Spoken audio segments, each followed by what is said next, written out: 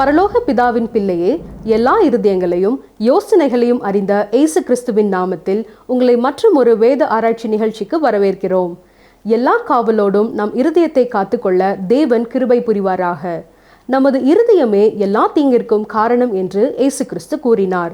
இந்த இருதயத்தை கர்த்தருக்குள் பரிசுத்தமாக காத்துக்கொள்வது எப்படி? வேத வசனங்களை வாசித்து அவற்றை ஆராய்ந்து அது எழுதப்பட்ட அர்த்தம் புரிந்து அதன்படி நடப்பதுதான். இன்று நாம் எரேமியா 3 முதல் 6 அதிகாரங்கள் வரை தியானிக்க போகிறோம். தேவன் தாமே நம்மோடு கூட இடைப்படுவாராக.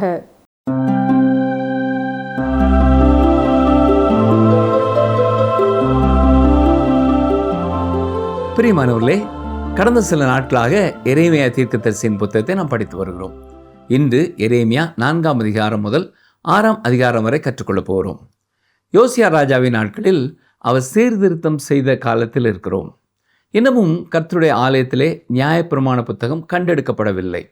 எனவே இது சீர்திருத்தம் தானே ஒழிய எழுப்புதல் அல்ல. அங்கே மேலோட்டமாக காரியங்கள் நடைபெற்று கொண்டிருந்தன. யோசியா ராஜா உண்மையோடும் உத்தமத்தோடும் உண்மையாகவே தேவனால் ஏவி எழுப்பப்பட்டவராய் செயல்பட்டு கொண்டிருந்தார். எரேமியாவின் வார்த்தைகளை அவர் கவனித்து கேட்டார். ஆனால் ஜனங்கள் உண்மையாய் கர்த்தரை நோக்கி திரும்பவில்லை. இப்பொழுது நாம் எரேமியா கொடுத்த 2வது செய்தியை கற்று வருகிறோம். இந்த செய்தி 3ஆம் அதிகாரம் முதல் 6ஆம் அதிகாரம் வரைக்கும் செல்கிறது. இங்கே அவர் மக்களின் பின்வாங்குதலை குறித்து பேசி கொண்டிருக்கிறார். கவனியங்கள், வாசிக்கிறேன். எரேமியா 3:10. இவைகளை எல்லாம் கண்டும் யூதா என்கிற அவளுடைய சகோதரியாகிய துரோகி கள்ளத்தனமாய் திரும்பினாலே அன்றி முழு இருதயத்தோடும் என்னிடத்தில் திரும்பவில்லை என்று கர்த்தர் சொல்லுகிறார். வெளிப்பிரகாரமாகத்தான் அவர்கள் கர்த்தரிடத்திலே திரும்பினார்கள். தேவாலயத்திற்கு சென்றார்கள். வழக்கமாய் செய்யும் சடங்காச்சாரங்களை எல்லாம் நிறைவேற்றினார்கள்.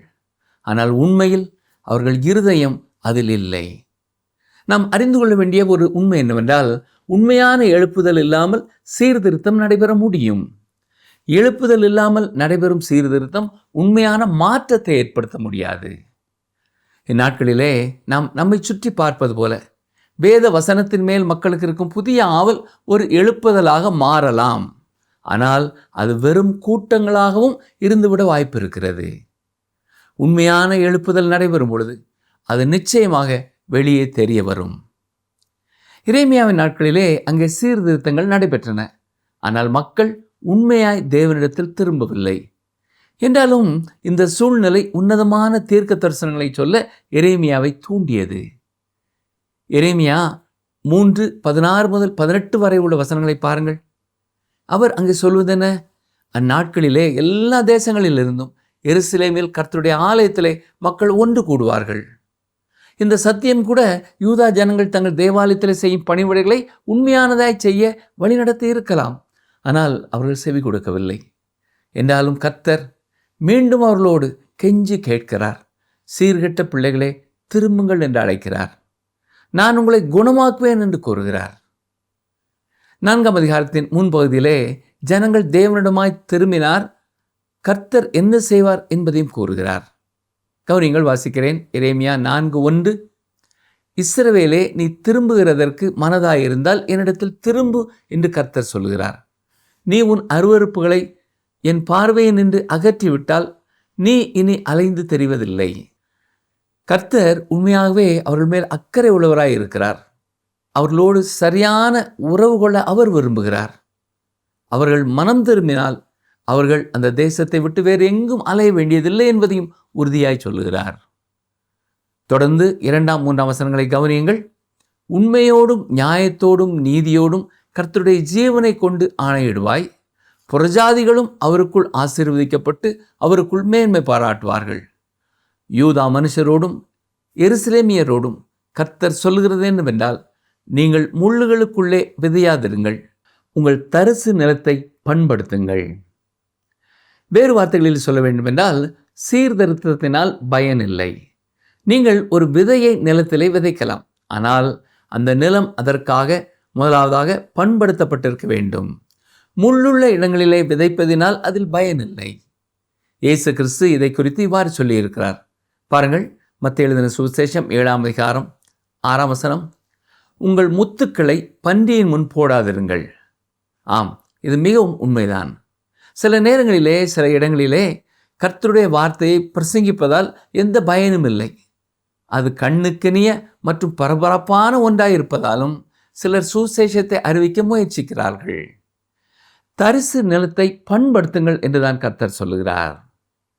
டாக்டர் அயன்சைட் கூறும்பொழுது, உறுதி என்னும் கலப்பை இருதயத்தின் கடினமான மண்ணை புரட்டி போட வேண்டும் என்கிறார். எரேமியாவின் இந்த செய்தியில் முதலாவது மக்களின் குற்றச்சாட்டை நாம் பார்க்கிறோம். தொடர்ந்து கர்த்தர் அவர்கள் மீதான நியாய தீர்ப்பை அறிவிக்கிறார். மீண்டும் அவர்களை திரும்பி தன்னிடம் வர அழைக்கிறார். கடைசியிலே இறுதியான நியாய தீர்ப்பை முன் அறிவிக்கிறார். இந்த நாட்களிலேயும் ஆறுதலின் செய்திகளை விட இடித்துரைக்கும் செய்திகளே மிக அவசியம். இறுகி போன இருதயங்கள் நொறுக்கப்பட வேண்டும். நாமும் உலகத்தில் ஒரு முக்கியமான வல்லரசு என்று மார்தட்டலாம். ஆனால் ஒரு இரவிலேயே தேவன் இதை கவிழ்த்து போட முடியும். மகா பாபிலோன் ஒரு இரவிலேயே விழுந்தது. மகா அலெக்சாண்டர் ஒரு இரவிலேயே மறைந்து போனார். அவரது முழு ராஜ்யமும் நொறுங்கியது. ரோம சாம்ராஜ்யம் உள்ளிருந்தே உடைக்கப்பட்டது. அதே போல நமது தேசமும் தோற்கடிக்கப்பட முடியும். நமது பணத்தினாலோ இராணுவ வலிமையினாலோ நமது மேன்மை இல்லை. மக்கள் கடவுளை விட்டு தூரம் போய் கொண்டிருக்கிறார்கள். எங்கு பார்த்தாலும் சீரழிவுகளையும் ஒழுக்க சீரழிவுகளையும் நாம் பார்க்கிறோம். யாராவது இந்த காரியங்களை குறித்து பேச வேண்டும். ஆனால் இதை குறித்து குறைவாகவே பேசப்படுகிறது. சொல்லப்போனால் முள்ளுள்ள இடங்களிலே நாம் கர்த்தருடைய வசனத்தை விதைத்து கொண்டிருக்கிறோம். இவ்வாறு நாம் செய்யும் தவறான காரியத்தை குறித்து தேவன் நம்மை எச்சரிக்கிறார். அங்கே அன்று யூதா மனம் திரும்ப கர்த்தரும் மற்றுமொரு வாய்ப்பை கொடுக்கிறார். எரேமியா 4ஆம் அதிகாரம் 4ஆம் வசனம் பாருங்கள். யூதா மனுஷரே, எருசலேமின் குடிகளே, உங்கள் கிரியைகளுடைய பொல்லாப்பின் நிமித்தம் என் உக்கிரம் அக்கினியைப் போல எழும்பி அவிப்பார் இல்லாமல் எரியாதபடிக்கு நீங்கள் கர்த்தருக்கென்று உங்களை விருத்த சேதனம் பண்ணி உங்கள் இருதயத்தின் நுனித்தோலை நீக்கி போடுங்கள். வெளிப்படையாய் விருத்த சேதனம் பண்ணினார்கள். இது அவர்கள் இஸ்ரவேல் தேசத்திற்கு சொந்தமானவர்கள் என்பதற்கான ஒரு அடையாளமாகவே இருந்தது. ஆனால் இந்த மேலோட்டமான சடங்காச்சாரத்தை தேவன் விரும்பவில்லை. அவர்கள் இருதயமே கர்த்தருக்கு நேராய் திரும்ப வேண்டும்.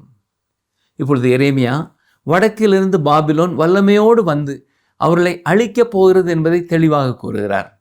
பாருங்கள், எரேமியா 4ஆம் அதிகாரம் 6 முதல் 8 வசனங்களை வாசிக்கிறேன். சீயோனுக்கு நேரே கொடியேற்றுங்கள், கூடுங்கள், நிற்காதிருங்கள். நான் வடக்கே இருந்து பொல்லாப்பையும் மகா சங்காரத்தையும் வரப்பண்ணுகிறேன். உன் தேசத்தை பாழாக்கி விடும்படிக்கு சிங்கம் தன் புதரிலிருந்து எழும்பி ஜாதிகளை சங்கரிக்கிறவன் தன் ஸ்தானத்திலிருந்து புறப்பட்டு வருகிறான். உன் பட்டணங்கள் குடியிராதபடி அழிக்கப்படும் என்கிறார். இது நிமித்தம் ரெட்டை கட்டி கொள்ளுங்கள், புலம்பி அலறுங்கள். கர்த்தருடைய உக்கிர கோபம் நம்மை விட்டு திரும்பவில்லையே. இஸ்ரவேலின் 10 கோத்திரங்கள் சிறைப்பிடிப்பிற்குள் சென்றது. அந்த சம்பவத்திலிருந்து ஒரு எச்சரிப்பை உணர்ந்து கொள்ள வேண்டும் என்று எரேமியா கூறுகிறார். இப்பொழுது தேவன் வடக்கே புதிய ஒரு வல்லரசை உருவாக்குகிறார். அவர்கள் வந்து யூதாவை அழிக்கப் போகிறார்கள். இயற்கையான மனித சுபாவத்தினாலே மனிதன் எந்த நீதியையும் உண்டாக்க முடியாது. எனவேதான் எரேமியா அவருடைய இருதயத்தின் நுனித்தோலை விருத்த சேதனம் பண்ண வேண்டும் என்று கூறுகிறார். ஆனால் இங்கே நாம் பார்ப்பது என்ன? ஜனங்கள் தேவனிடமாய் திரும்ப மறுத்து விட்டார்கள். பிரியமானவர்களே, ஒரு தேசமோ ஒரு திருச்சபையோ ஒரு தனி மனிதனோ தேவனை புறக்கணிக்கும் பொழுது தேவன் அவர்களையும் புறக்கணிக்கிறார். ஆண்டவராய் இயேசு கிறிஸ்து இஸ்ரவேலின் ராஜாவாக தன்னையே கொடுக்க வந்தார். அவர்கள் அவரை புறக்கணித்த பொழுது அவரும் அவர்களை புறக்கணித்து விட்டார். மத்தேயு 23ஆம் அதிகாரம் 38ஆம் வசனம் பாருங்கள். இதோ உங்கள் வீடு உங்களுக்கு பாழாக்கி விடப்படும் என்றார். தொடர்ந்து மத்தேயு 23ஆம் அதிகாரம் முழுவதையும் நீங்கள் வாசித்து பாருங்கள். அது உங்களுக்குள்ளே ஒரு பயத்தை உண்டு பண்ணவில்லை என்றால் வேறு எதுவும் அதை செய்ய முடியாது. மென்மையான இயேசுவை குறித்து மட்டும் பேசி கொண்டிருக்க வேண்டாம்.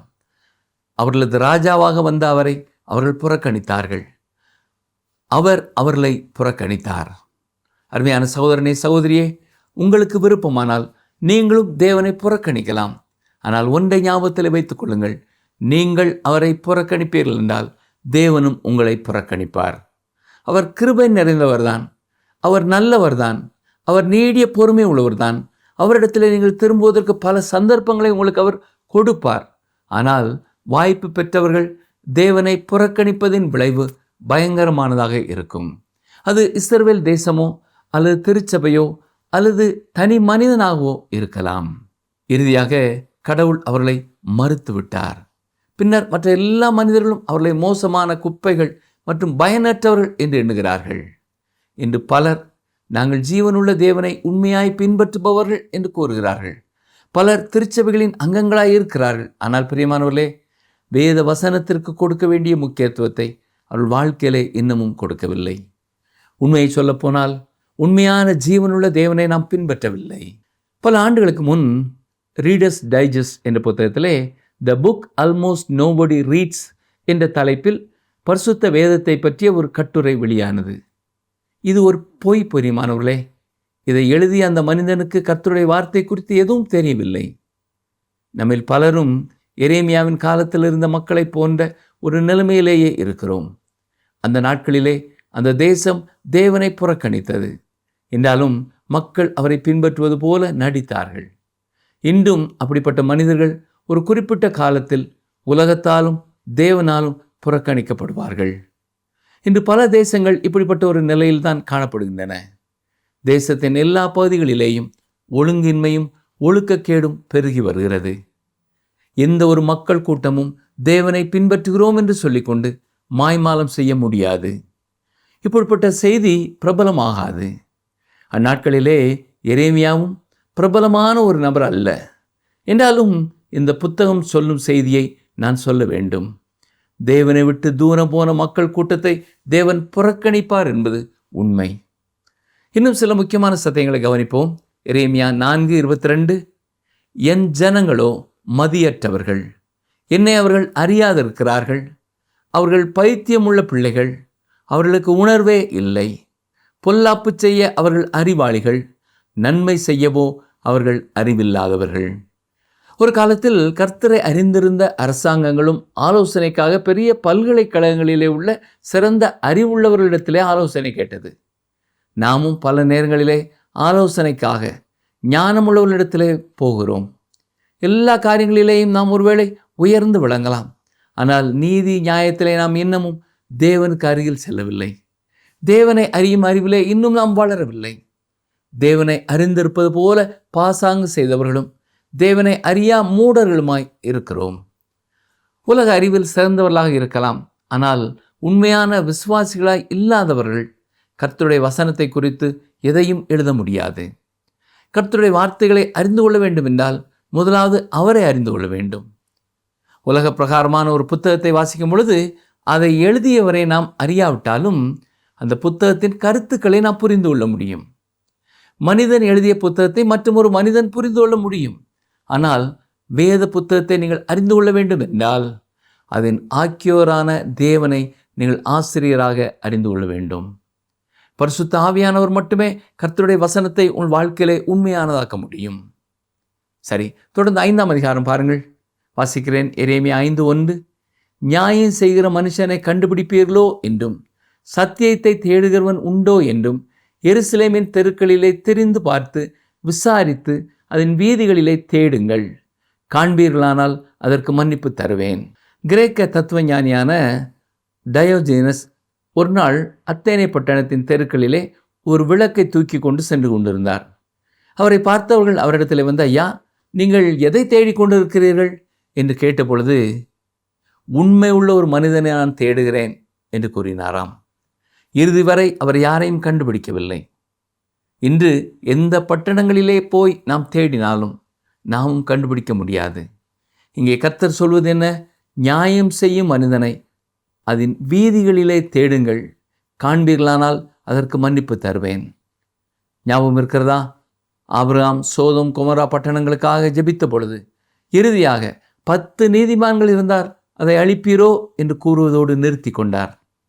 ஒரு மனிதனுக்காக கூட தேவன் அந்த பட்டணத்தை அழிக்காமல் விட்டிருக்கலாம். ஆனால் அதை அழிக்கும் முன்னதாக அந்த ஒரே ஒரு மனிதனையும் அவர் கட்டாயப்படுத்தி வெளியே கொண்டு வர வேண்டியதாக இருந்தது. தன் ஜனங்களை குறித்து கர்த்தர் எப்படி பேசுகிறார் என்பதை கவனியுங்கள். எரேமியா 5:8, அவர்கள் கொழுத்த குதிரைகளைப் போல் காலமே எழும்பி அவனவன் தன் தன் அயலானுடைய பெண்ஜாதியின் பின்னாலே கனைக்கிறான். இன்று நம் தேசத்திலும் நடைபெறும் மிகப்பெரிய பாவம் என்ன? பாலியல் தொடர்பான பாவங்கள் தான். இதை குறித்து பலர் கூறும் பொழுது புதிய ஒழுக்க நெறி என்கிறார்கள். ஆனால் தேவன் அதை இன்றும் விபச்சாரம், பாவம் என்றுதான் அழைக்கிறார். குதிரைகளைப் போல காலமே எழும்பி அவனவன் தன் தன் அயலானுடைய பெண்ஜாதியின் பின்னாலே கனைக்கிறான் என்று கூறுகிறார். இன்று நம்முடைய சமுதாயத்தின் நிலையும் இப்படித்தான் இருக்கிறது. எரேமியா 5:27, குருவிகளால் கூண்டு நிறைந்திருக்கிறது போல் அவர்கள் வீடுகள் கபடங்களால் நிறைந்திருக்கிறது. ஆதலால் அவர்கள் பெருகி ஐஸ்வர்யவான்களாகிறார்கள். இன்று பல குடும்பங்களிலே இருக்கிற சூழ்நிலைகளினாலே பல பிள்ளைகள் வீட்டை விட்டு வெளியேறுகிறார்கள். ஆம், வீடுகள் கபடங்களால் நிறைந்திருக்கிறது. தகப்பனும் தாயும் அடிக்கடி சண்டையிடுவது பிள்ளைகளுக்கு வெறுப்பை உண்டு பண்ணுகிறது. பணத்திற்காக பெற்றோர் பல மணி நேரங்கள் வெளியே இருப்பதால், பிள்ளைகளுக்கு கொடுக்கப்பட வேண்டிய நேரம் கொடுக்கப்படாமல் இருப்பதால், பிள்ளைகளை நேசிக்கும் அன்பு முன்பு போல் இல்லாததால் பிள்ளைகள் அங்கே வாழ விருப்பமற்றவர்களாய் வெளியேறுகிறார்கள். இப்பொழுது நாம் 6ஆம் அதிகாரத்துக்குள்ளே வருவோம். இங்கே தேவனுடைய சத்தத்தை கேட்க மறுக்கும் யூதாவை குறித்து தீர்க்கதரிசி பேசுகிறார். இந்த 2வது செய்தி 6ஆம் அதிகாரத்தில் நிறைவடைகிறது. எரேமியா 6:13 கவனியுங்கள். அவர்களில் சிறியோர் முதல் பெரியோர் மட்டும் ஒவ்வொருவரும் பொருளாசைக்காரர். இதுவும் அல்லாமல் தீர்க்கதரிசிகள் முதல் ஆசாரியர்கள் மட்டும் ஒவ்வொருவரும் பொய்யர். இன்று பலர் பேராசை கொண்டவர்களாய் இருக்கிறார்கள். வெள்ளியை குறித்த பேராசை, பொன்னை குறித்த பேராசை, சொத்தை குறித்த பேராசை, புகழை குறித்த பேராசை மற்றும் அடுத்தவரின் மனைவியை குறித்த பேராசை, இவைகளைத்தான் ஆண்கள் ஈச்சிக்கிறார்கள். பல ஊழியர்களின் வாழ்க்கையிலும் உண்மையில்லாத ஒரு சூழ்நிலை. எரேமியா 6:14, சமாதானம் இல்லாதிருந்தும் சமாதானம் சமாதானம் என்று சொல்லி என் ஜனத்தின் காயங்களை மேற்பூச்சாய் குணமாக்குகிறார்கள். அங்கே வெளிப்படையான மேலோட்டமான சீர்திருத்தம் ஏற்பட்டது. அங்கே கொஞ்சம் சுகம் இருந்தது. ஆனால் புற்றுநோய் வியாதிக்கு முகத்திலே போடும் பவுடரை போட்டுவிட்டு சுகமாகிவிட்டது என்று கூறுகிறார்கள். அங்கே சமாதானம் சமாதானம் என்று கூறினார்கள். ஆனால் உண்மையில் அங்கே சமாதானம் இல்லை. இன்றும் நாம் சமாதானத்தை குறித்து மிக அதிகமாக கேள்விப்படுகிறோம். ஆனால் உண்மையில் இறுதி யுத்தத்திற்காக ஆயத்தப்படுகிறோம். எரேமியா 6:19, பூமியே கேள், ஜனங்கள் என் வார்த்தைகளை கேளாமல் இருந்து என் நியாயப்பிரமாணத்துக்கு செவி கொடாமல் அதை வெறுத்து விடுகிறார்கள். அவர்கள் மேல் நான் அவர்கள் நினைவுகளின் பலனாகிய தீங்கை வரப்பண்ணுவேன். அவர்கள் கர்த்தருடைய வார்த்தையை புறக்கணித்ததால் அவர்கள் கர்த்தரை புறக்கணித்தார்கள். எப்பொழுதுமே மனிதன் தேவனை புறக்கணிக்கும் பொழுது எப்பொழுதும் ஒரு காரியம் தொடர்ந்து வருகிறது. எரேமியா 6:30, அவர்கள் தள்ளுபடியான வெள்ளி எனப்படுவார்கள், கர்த்தர் அவர்களை தள்ளிவிட்டார். இங்கே எரேமியா மூலம் கர்த்தர் யூதா ஜனங்களுக்கு சொல்வது இதுதான். என் நியாயப்பிரமாணத்தை நீங்கள் புறக்கணித்தீர்கள், நான் உங்களை புறக்கணிக்கிறேன். நான் உங்களை புறக்கணிக்கும் பொழுது இந்த உலகத்தில் உள்ள ஜனங்களும் உங்களை புறக்கணிப்பார்கள். ஆம், இந்த வண்ணமாகவே தான் எரேமியாவின் காலத்திலே நடைபெற்றது. நம் காலத்திலேயும் இதுதான் நடைபெறும். நாம் கர்த்தருடைய வசனத்தையும் கர்த்தரையும் நமது வாழ்க்கையிலிருந்து புறக்கணிக்கும் பொழுது நம்மை சுற்றி உள்ளவர்கள் நம்மை புறக்கணிப்பார்கள். இன்று நாம் கற்றுக்கொண்ட வசனங்களை சுருக்கமாய் மீண்டும் சிந்திப்போமா? சீர்திருத்தங்கள் எழுப்புதல் ஆகாது. அநேக வேதபாட வகுப்புகள் நடைபெறுவதால் எழுப்புதல் உண்டாகிவிடாது. வேத வசனங்களை கேட்கும் முன் மக்களின் இருதயம் பண்படுத்தப்பட வேண்டும். ஆர்வம் என்னும் ஆயத்தம் வேண்டும். கர்த்தருடைய வார்த்தைகளை அறிந்து கொள்ள வேண்டும் என்றால் முதலாவது அவரை அறிந்து கொள்ள வேண்டும். நாம் இன்னும் எந்த காரியத்திலே மனம் திரும்ப வேண்டும் என்று நமது மனசாட்சியில் கர்த்தர் பேசுகிறாரோ அதை குறித்து தீவிரமாய் சிந்தித்து உண்மையாய் மனம் திரும்புவோமா? ஜெபம் செய்வோம். எங்களை நேசிக்கிற எங்கள் அன்பின் ஆண்டவரே, இந்த வசனங்களை கேட்கும் பொழுது எங்கள் ஒவ்வொருவருடைய இருதயத்திலேயும் நீர் எந்தெந்த பாவங்களை குறித்து நாங்கள் மனம் திரும்பும்படியாக எங்களை அழைக்கிறீரோ அதை உணர்ந்தவர்களாய் உம்முடைய சமூகத்திலே நாங்கள் மனம் திரும்ப தொடர்ந்து எங்களோடு பேசும் உம்முடைய பரிசுத்த ஆவியானவரின் பலனை எங்களுக்கு தாரும். மீட்பர் இயேசு கிறிஸ்துவின் நாமத்தினாலே வேண்டிக் கொள்கிறோம் பிதாவே, ஆமேன். இந்த நிகழ்ச்சி உங்களுக்கு ஆசீர்வாதமாய் இருந்திருக்கும் என்று நம்புகிறோம். தொடர்ந்து கர்த்தருடைய வார்த்தைக்கு கீழ்ப்படியுங்கள். கர்த்தருடைய வார்த்தைகளை ஆவலோடு வாசியுங்கள், தியானியுங்கள். கர்த்தர் உங்களை ஆசீர்வதிப்பாராக. ஆமேன்.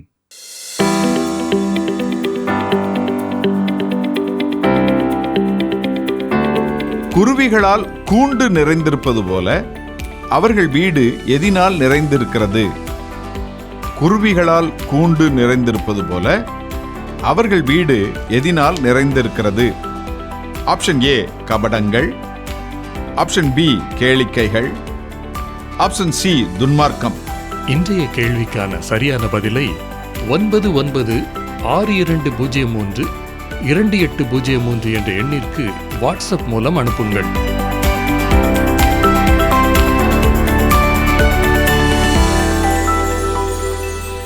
இன்றைய நாளின் வேத ஆராய்ச்சி நிகழ்வு உங்களுக்கு உபயோகமாக இருந்திருக்கும் என்று நம்புகிறோம். இருதயம் நொறுக்கப்பட வேண்டியதன் அவசியத்தை குறித்து பார்த்தோம். ஆம், நம் இருதயம் பாவ உணர்வடைந்து நொறுக்கப்பட்டு அது சீர்திருத்தம் அடையும் போது சபைகளில் நாம் எழுப்புதலை காண முடியும். இருதயத்தை நொறுக்கும் வல்லமை கொண்டது சம்மட்டி போன்ற வேத வசனங்களே. இந்த வேத வசனங்கள் மூலம் பரிசுத்த ஆவியானவர் நம்மோடு கூட பேசும்போது நிச்சயம் உடைதல், நொறுக்குதல், சீர்படுத்தல், இறுதியாக எழுப்புதல் நடைபெறும். இருகரம் நீட்டி நம்மை அழைக்கும் நம் ஆண்டவரின் சத்தத்துக்கு கீழ்ப்படிந்து நமது சீர்கேடுகள், பின் மாற்றங்களில் இருந்து விடுதலை பெற்று நம் ஆண்டவராகிய இயேசு கிறிஸ்துவை நோக்கி ஓட பிதாவாகிய தேவன் நமக்கு கிருபை புரிவாராக. இந்த நிகழ்ச்சி உங்களுக்கு பிடிச்சிருக்கா? அப்ப இப்பவே மிஸ்டர் கால் கொடுங்க. பரிசு வெல்றது நீங்களாவும் இருக்கலாம்.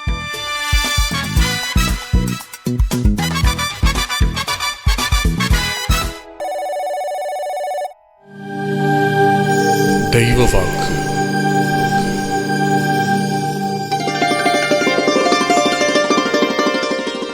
நீங்கள் திடன் கொண்டு தைரியமாயிருங்கள், பயப்படாமலும் கலங்காமலும் இருங்கள். அவனோடு இருக்கிறவர்களை பார்க்கிலும் நம்மோடு இருக்கிறவர்கள் அதிகம். 2 நாளாகமம் 32:7.